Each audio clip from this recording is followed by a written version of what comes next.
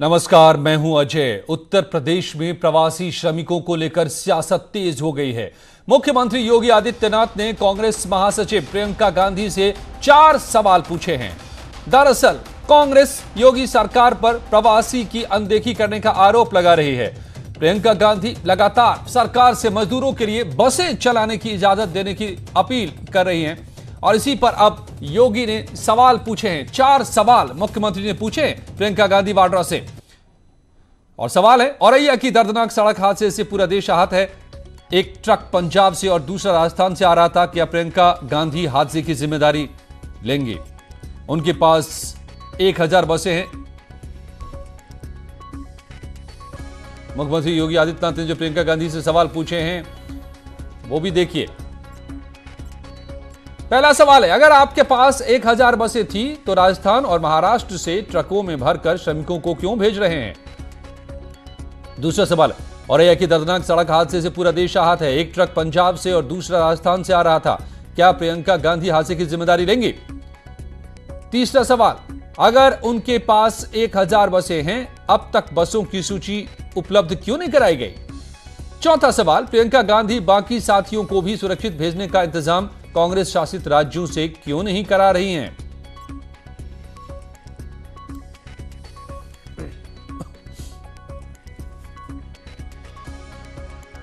UP के CM Yogi Adityanath के सवाल प्रियंका गांधी से। प्रियंका गांधी ने सवाल उठाए थे, मजदूरों को लेकर पर्याप्त इंतजाम नहीं होने का आरोप लगाया था, तो इस पर सवाल किए हैं अब खुद सीएम ने और पूछे हैं कि कांग्रेस शासित राज्यों से जिस तरह से बद इंतजामी के साथ मजदूरों को भेजा जा रहा है, उसको लेकर प्रियंका गांधी क्यों नहीं सवाल उठा रही हैं? क्यों नहीं जो 1000 बस होने का दावा कर रही हैं मध्य प्रदेश राजस्थान में, उसकी सूची उपलब्ध कराई जा रही है?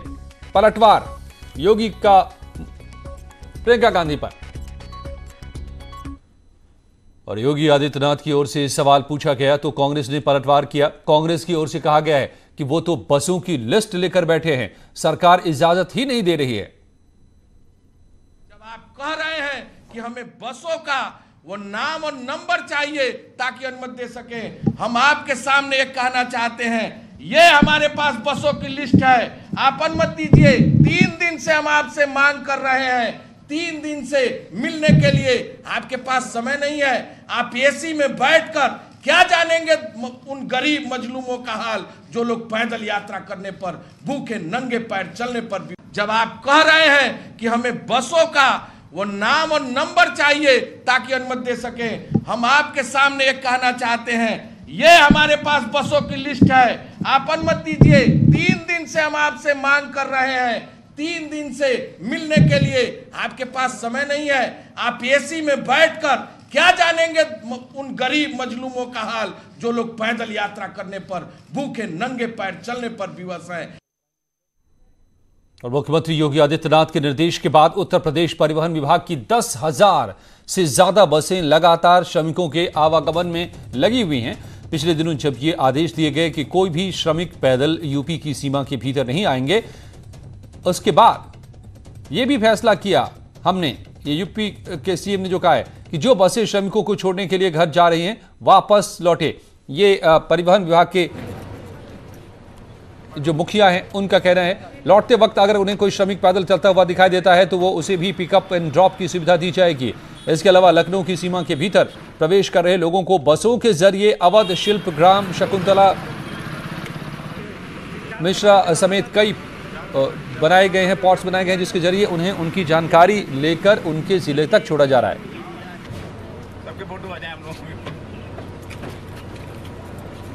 देखिए, जो श्रमिक मजदूर है, जो उत्तर प्रदेश के निवासी है, वो विभिन्न माध्यमों से उत्तर प्रदेश में आ रहे हैं और उनको फिर अपने गंतव्य स्थान तक सुरक्षित तरीके से एक ट्रांसपोर्ट की सेवा माननीय मुख्यमंत्री जी के निर्देश के क्रम में परिवहन निगम का पूरा टीम लग के दे रहा है। और इसमें अगर आप देखेंगे तो हमारे 10,000 से ज़्यादा बसेस परिवहन निगम के आज सेवाएं दे रहे हैं हमारे श्रमिकों को। इसमें आप देखेंगे तो लगभग 70 से 75 ट्रेन डेली आ रहे हैं, तो उसमें 1 लाख जो है श्रमिक मजदूर आ रहे हैं देश के विभिन्न प्रांतों से। और उसके साथ साथ हम लोगों का जो है जैसे हरियाणा एंड राजस्थान इससे उनसे इंटरचेंज हो रहा है कि जो यहाँ श्रमिक है जो उन स्टेटों के हैं तो उनको वहाँ भेजी जा रही है, जो हमारे श्रमिक उन राज्यों में हैं तो उनको हम उत्तर प्रदेश में लेके आ रहे हैं, तो ये एक्सचेंज भी कंटिन्यू चल रहा है। इसके अतिरिक्त जो उत्तर प्रदेश से सटे हुए जो अन्य राज्य हैं वहाँ से भी जो हमारे श्रमिक मजदूर है वो भी विभिन्न माध्यमों से जो है वो हमारे बॉर्डर पे आए हुए हैं, तो वहाँ बॉर्डर से जो जिला प्रशासन है वो बसेस को लगा के जो है उनको अपना गंतव्य स्थान तक जो है ले जाने के लिए ये कर रहे हैं। तो कुल मिला के 10,000 से ज़्यादा बसेस जो है अभी आज के डेट में ऑपरेशनल चल रहे हैं इसी कार्य के लिए। तो अगर वापस आते टाइम में उस रूट पर कोई भी अगर श्रमिक मजदूर है अगर वो पैदल चल रहे हैं तो उनको उस बस में बिठाया जाता है और फिर उनको उसी नेशनल हाईवे स्टेट हाईवे के जो उनके डिस्ट्रिक्ट पॉइंट होगा वो आगे जाना चाह रहे हैं वहाँ पर उनको उतार दिया जाता है। तो इस तरह का सेवा लगातार जो है कल अर्ली मॉर्निंग 6 बजे से शुरू हो गया है उत्तर प्रदेश शासन निर्णय क्रम में। कल जो है लगभग 12 घंटे में 1200 लोगों को ये सेवाएं दी गई है और लगातार हम लोग उसका डाटा भी हम लोग ले रहे हैं चीज़ों पे और ये सेवा निःशुल्क चल रही है। और ये भी है कि इन जो श्रमिक है जो पैदल चल रहे हैं उनको बस में बैठाने के बाद हैंड सैनिटाइजर भी उनको दी जा रही है और उनसे अनुरोध भी किया जा रहा है कि मास्क पहन के वो एक सोशल डिस्टेंसिंग मेंटेन करते हुए वो करें। तो ये एक अच्छी पहल है और हमें उम्मीद है कि लोगों को ये अच्छा इसका जो है वो बेहतर फायदा।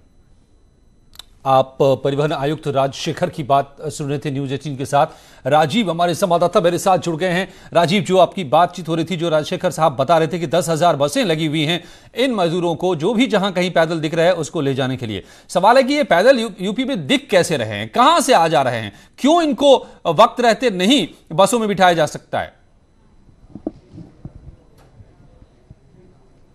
देखिए अजय, यही एक बड़ा सवाल है जिसको लेकर अब विपक्ष भी सरकार पर निशाना साधते नजर आ रहा है। जैसा कि आपने सुना कि यूपी एसआरटीसी के एमडी राजशेखर ने बताया कि इस वक्त उत्तर प्रदेश में 10,000 से अधिक बसें चलाई जा रही हैं और लगातार जो बसें अगर किसी मजदूर को एक गंतव्य से दूसरे स्थान पर भेजा जा रहा है वहाँ से भी बसें खाली नहीं आ रही हैं। ये कोशिश की जा रही है कि हर श्रमिक को उसके घर तक पहुँचाया जाए और उनको हर सुविधा दी जाए, लेकिन उसके बावजूद कहीं ना कहीं जो लोग हैं वो सड़कों पर दिखाई दे रहे हैं। और यही कारण है कि कांग्रेस खुद, जहां कल कांग्रेस नेता प्रियंका गांधी ने एक पत्र भेजा सीएम योगी को जिसमें 1,000 बसें चलाने की अनुमति मांगी थी, खुद कांग्रेस प्रदेश अध्यक्ष उस पत्र को लेकर पहुंचे थे लेकिन उनको अनुमति नहीं मिली। इस वक्त हमारे साथ कांग्रेस प्रदेश अध्यक्ष अजय कुमार लल्लू मौजूद हैं जिससे हम बात करेंगे और जानेंगे कि आखिर क्या कारण था कि आपको अनुमति नहीं दी गई और क्या आप चाहते हैं। देखिए, हम सरकार को लगातार सकारात्मक सुझाव देने का काम कर रहे हैं। आदरणीय श्रीमती प्रियंका गांधी जी ने अगर सरकार से कहा कि गरीबों को राशन देना चाहिए, उस समय इस सरकार को राशन की याद आई। आदरणीय श्रीमती प्रियंका गांधी जी ने कहा कि टेस्ट ज़्यादा से ज़्यादा कराया जाए, उस समय सरकार को टेस्ट की याद आई। आदरणीय श्रीमती प्रियंका गांधी जी ने जब कहा कि 15 दिन से लगातार हमारे श्रमिक और मजदूर लगातार पैदल चल रहे हैं, तो सरकार तब भी कुंभकर्ण नींद से नहीं जागी। सत्ता के पूरी तरह सत्ता के घमंड में। राजीव, एक सवाल मेरी तरफ से पूछिए अजय कुमार लल्लू जी से कि सरकार तो ये कह रही है कि राजस्थान और मध्य प्रदेश से बिना इंतजाम के लोगों को धकेला जा रहा है यूपी में, तो वहां की सरकारें क्या कर रही हैं? राजस्थान में क्या हो रहा है? सरकार संवेदनहीन क्यों बनी हुई है? सरकार ने पूरी संवेदनहीनता की। देखिए यकीनन ये एक बड़ा अध्यक्ष जी, ये सवाल हो रहा है, सरकार सवाल उठा रही है कि चाहे राजस्थान की बात हो चाहे महाराष्ट्र की बात हो, वहां से मजदूरों को ट्रकों के जरिए आखिर क्यों भेजा जा रहा है? अगर आपके पास 1,000 बसें राजस्थान में खड़ी थी तो क्यों मजदूर ट्रकों के जरिए आ रहे हैं? देखिए, मैं बड़ा स्पष्ट कर दूं, उत्तर प्रदेश की नेशनल हाईवे उत्तर प्रदेश सरकार का है। उत्तर प्रदेश में चलने वाले इस हाईवे पर ट्रकों का संचालन पूरे देश के ट्रकों का होता है। जहां तक महाराष्ट्र से और राजस्थान की बात कर रहे हैं, राजस्थान की सरकार, महाराष्ट्र की सरकार, पंजाब की सरकार लगातार पत्र दे रही है और पत्र के माध्यम से उत्तर प्रदेश सरकार से अनुमति चाहती है कि यहाँ पर इतने लोग हैं, रजिस्ट्रेशन हमारा इतना हुआ है, आप अनुमति दीजिए ताकि हम उत्तर प्रदेश के श्रमिकों को उनके घरों तक भेज सकें। उत्तर प्रदेश सरकार की अनुमति न मिलने के कारण श्रमिक रजिस्ट्रेशन करा के परेशान है। अगर उत्तर प्रदेश की सरकार अनुमति देती तो शायद सभी लोग गाड़ियों से आराम से अपने घरों तक आ सकते थे। राजीव, तो अगला सवाल फिर ये बनता है राजस्थान की सरकार, कि एक प्रक्रिया चल रही है लाने की, ट्रेनें लगाई गई हैं, बसें लगाई गई हैं, सबको बारी बारी से भेजा जाएगा, तब तक उन मजदूरों को रोकना राज्य सरकारों की जिम्मेदारी बनती है। श्रमिक पैदल चलने पर विवश है। देखिए, यकीनन ये एक बड़ा सवाल है और लगातार यही कारण है कि योगी सरकार भी प्रयास कर रही थी। अध्यक्ष जी, जैसा कि आप जानते हैं कि पहले ही सरकार करीब 1.5-2 लाख लोगों को ट्रेन के जरिए ला चुकी है और हजारों की संख्या में बसों से लाए है। अभी भी प्रक्रिया है और वो सरकार से मांग रहे हैं और सरकार लगातार कोशिश कर रही है कि चाहे ट्रेन हो चाहे बसें हों, उनको लाया जा रहा है। लेकिन क्या आपकी सरकार, जो चाहे महाराष्ट्र की बात हो चाहे राजस्थान की सरकार, वो कुछ दिन के लिए मजदूरों को खाना नहीं देने को तैयार दे सकते हैं? जबकि योगी सरकार ने ये कहा था कि जितना खर्चा आएगा खुद सरकार वहन करेगी, लेकिन उसके बावजूद क्यों लगातार भेजा जा रहा है? मैं दावे के साथ कहना चाहता हूं कि आप यूपी के जितने नोडल अफसर बनाए गए हैं, एक भी अफसरों को फोन करके अगर आप उनसे बात कर लीजिए, जो आप कहेंगे वो मान जाऊंगा। एक भी नोडल अफसरों का फोन नहीं उठता है, इसलिए श्रमिक परेशान है। जहां तक आप राजस्थान की बात कर रहे हैं, पंजाब की बात कर रहे हैं और महाराष्ट्र की बात कर रहे हैं, वहां की सरकारें लगातार उन लोगों को राशन और भोजन की व्यवस्था कर रहे हैं। कांग्रेस पार्टी ने उत्तर प्रदेश में अब तक 60 लाख लोगों तक राशन और भोजन पहुंचाने का काम किया है। फिर अध्यक्ष जी क्यों उस राज्यों से श्रमिक पैदल चल रहा है, ट्रकों के जरिए आ रहा है? देखिए, श्रमिक के घर के लोग परेशान हैं, वो अपने घरों को जाना चाहता है। इस बीमारी ने सभी लोगों का जीना मुहाल कर दिया है। सारे लोग घबराए हुए हैं, वो अपने घरों को जाना चाहते हैं, अपने बीवी बच्चों में जाना चाहते हैं, वो अपने परिवार में जाना चाहते हैं। और ये उत्तर प्रदेश के लोग हैं और उत्तर प्रदेश के मुख्यमंत्री की नैतिक जिम्मेदारी है कि उन उत्तर प्रदेश वासियों को उनके घरों तक जाने की व्यवस्था सुनिश्चित करे। शायद अगर उन्होंने इसकी व्यवस्था तो अजय कुमार लल्लू जी का अपना आरोप है और सीएम के सवाल भी आपने देखे कि उन्होंने सीधे सीधे पूछा है कि कांग्रेस राजनीति कर रही है या सहयोग करने की अगर भावना है तो फिर क्यों नहीं बसों की बात है तो बसों की लिस्ट जारी करे, या उन राज्य सरकारों को, कांग्रेस की जहां सरकारें हैं वहां से इन मजदूरों को कायदे से भेजा जाए, व्यवस्था के साथ भेजा जाए। और गाजियाबाद में लॉकडाउन की लापरवाही की सबसे बड़ी खबर आपको दिखा रहे हैं। भीड़ में आरोग्य सेतु ऐप ने 500 मीटर पर बताया कोरोना पॉजिटिव। ये जो भीड़ दिखाई दे रही है आपको, भीड़ में घूम रहे 2 कोरोना पॉजिटिव, ये आरोग्य सेतु ऐप के जरिए पता चल रहा है कि इस लोकेशन पर इस भीड़ के बीच 2 पॉजिटिव केस है और इस भीड़ में कोरोना संक्रमित मरीज पहुंचे हुए हैं। गाजियाबाद में लॉकडाउन 4 के पहले ही दिन बड़ी लापरवाही दिखाई दे रही है। गाजियाबाद के रामलीला मैदान में प्रवासी मजदूर इकट्ठा हुए और यहां से उन्हें रजिस्ट्रेशन होने के बाद ट्रेन या बसों से उनको उनके घर तक पहुंचाया जाएगा और इस दौरान प्रशासनिक अमला भी मौजूद है, मगर सोशल डिस्टेंसिंग की यहां पर धज्जियां उड़ाई गई हैं। हालांकि अब रामलीला मैदान में जो भीड़ इकट्ठी हुई थी वो काफी कम हो गई है। प्रशासन लोगों को समझा बुझाकर वापस भेज रहा है।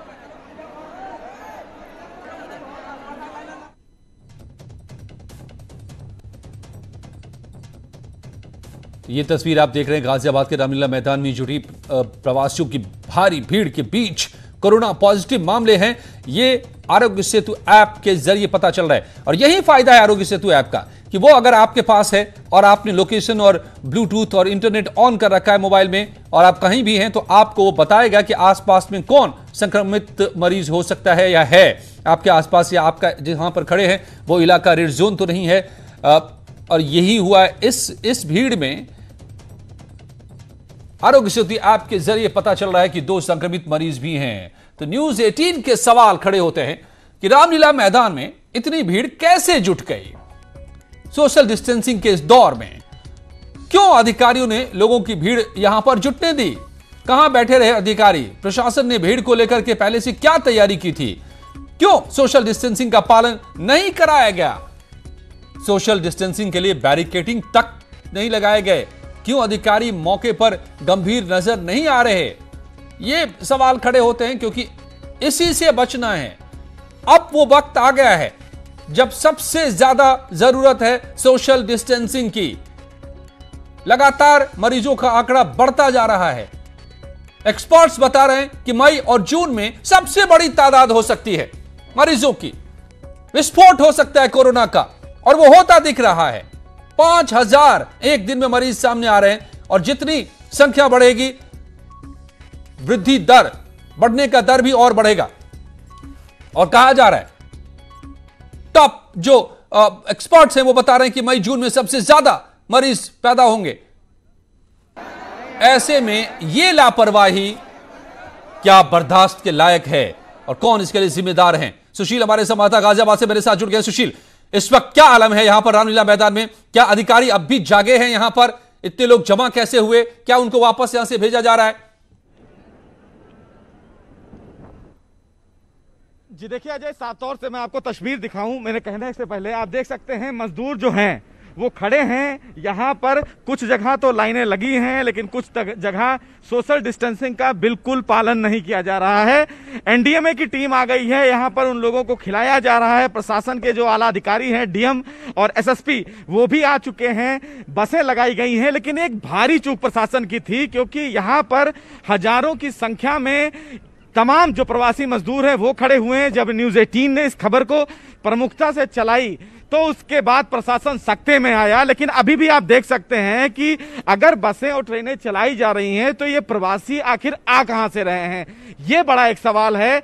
और अगर प्रशासन के पास पर्याप्त व्यवस्था नहीं है तो सड़कों पर ये प्रवासी या बॉर्डर पर क्यों नहीं रोके जा रहे हैं? रामलीला का जो ये अजय जो ग्राउंड है वो बहुत बड़ा ग्राउंड है। और दूसरी तरफ मैं आपको दिखाऊंगा ये तमाम जो लाइनें लगी हुई हैं अजय, आप देख सकते हैं ये तमाम लोग फिलहाल पटना जाने वाले हैं, लेकिन अभी इनको पास नहीं मिला है। लोग इसी चिंता में हैं कि जिनको पास मिल गया है क्या उनको जाने दिया जा रहा है।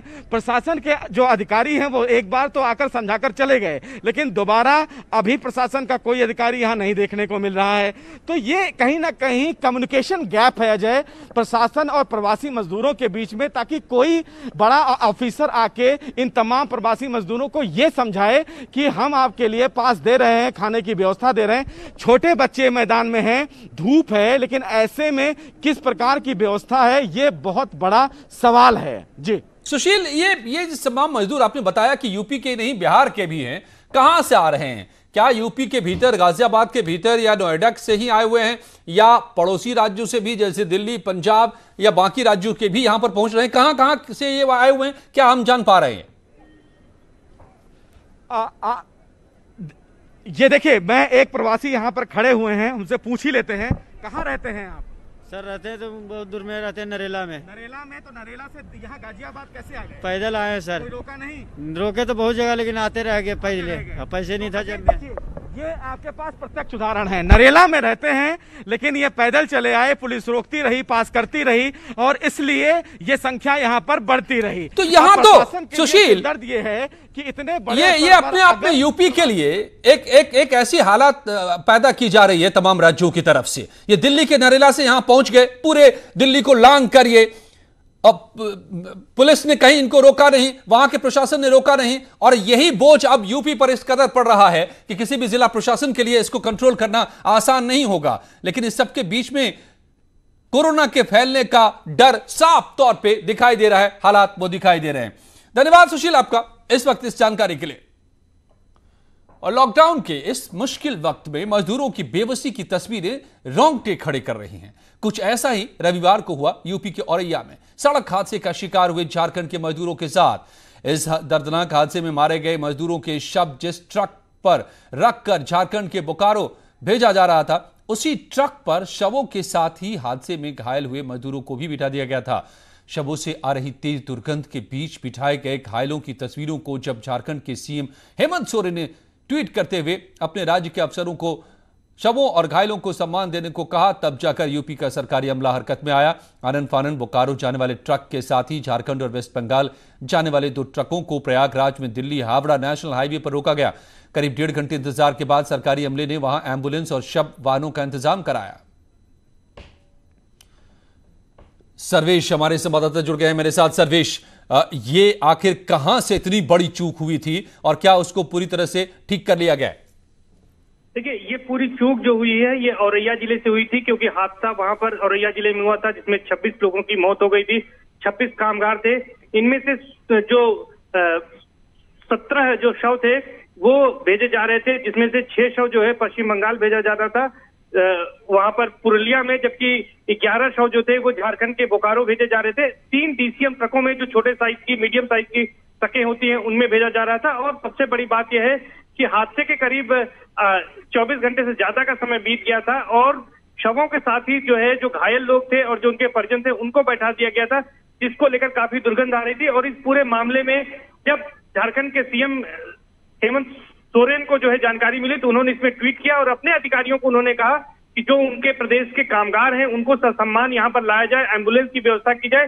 इस ट्वीट के बाद जो है यूपी के जो अधिकारी हैं वो हरकत में आए और कौशाम्बी में सबसे पहले ट्रकों को रोककर वहां पर शवों के लिए बर्फ की व्यवस्था की गई। आइस की शव जो है वो खराब न हो, क्योंकि गर्मी का महीना है, शव डिकम्पोज होने लगता है 12 घंटे से ज्यादा रखने के बाद। तो किसी तरह से एसी एम्बुलेंस की व्यवस्था नहीं की गई थी।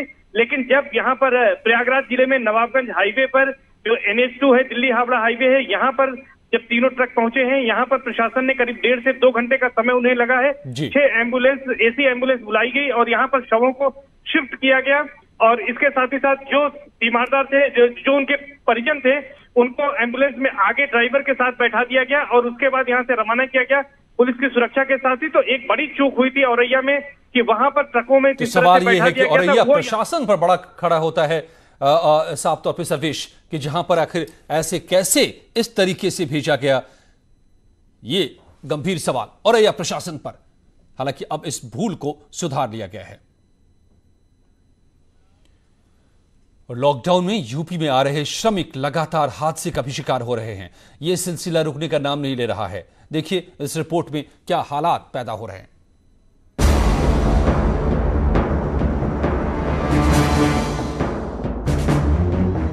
लंबी है दूरी, लौटना भी जरूरी।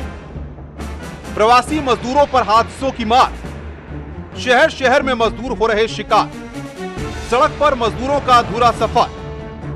अयोध्या, कुशीनगर और हमीरपुर में हादसों की ये तस्वीरें बयां कर रही हैं कि लॉकडाउन में घर की ओर निकले मजदूर कैसे हादसों के शिकार हो रहे हैं। पहले देश ने औरंगाबाद की तस्वीरें देखी, फिर गुना और औरैया, और अब अयोध्या, कुशीनगर और हमीरपुर में हादसे की तस्वीरें सबके सामने हैं। कुछ दिन पहले हुए हादसों का दर्द कम नहीं हुआ था कि अयोध्या में ओवरटेक करने के चक्कर में पिकअप ट्रक में जा घुसी, जिससे पिकअप में बैठे 20 मजदूर घायल हो गए। यह हादसा जनौरा नाका के NH28 बाईपास पर हुआ। वहीं कुशीनगर में भी नोएडा से बिहार जा रही बस और ट्रक की टक्कर में 12 लोग घायल हो गए, जिसमें 7 की हालत नाजुक बनी हुई है। तीसरा हादसा हमीरपुर में हुआ, जहां नींद आने से ड्राइवर बस का संतुलन खो बैठा और डिवाइडर से टकरा गई, जिसमें 31 यात्री घायल हो गए। सवाल यह है कि लोग घर पहुंचने के लिए अपनी जान पर खेलने को मजबूर हैं और हादसे के शिकार हो रहे हैं। प्रशासन लाख कोशिशों के बाद भी हादसों को रोक पाने में नाकाम साबित हो रहा है। Bureau report, news 18 UP. प्रवासी मजदूरों को ले जा रही रोडवेज बस हादसे के बाद चालक की पिटाई का वीडियो भी वायरल हुआ है। तस्वीरों में आप देख सकते हैं किस तरह से प्रवासी मजदूरों ने रोडवेज बस के चालक को दौड़ा कर पीटा। प्रवासी मजदूरों से भरी बस पलटने के बाद यात्रियों ने बस चालक की पिटाई कर दी। 31 मजदूरों को नोएडा से महोबा लेकर जा रही थी बस। बताया जा रहा है कि नींद आने से बस ड्राइवर ने संतुलन खो दिया और बस डिवाइडर से जा टकराई और फिर पलट गई। इसमें 11 श्रमिक घायल हो गए और इसके बाद ड्राइवर को लोगों ने दौड़ा कर पीटा।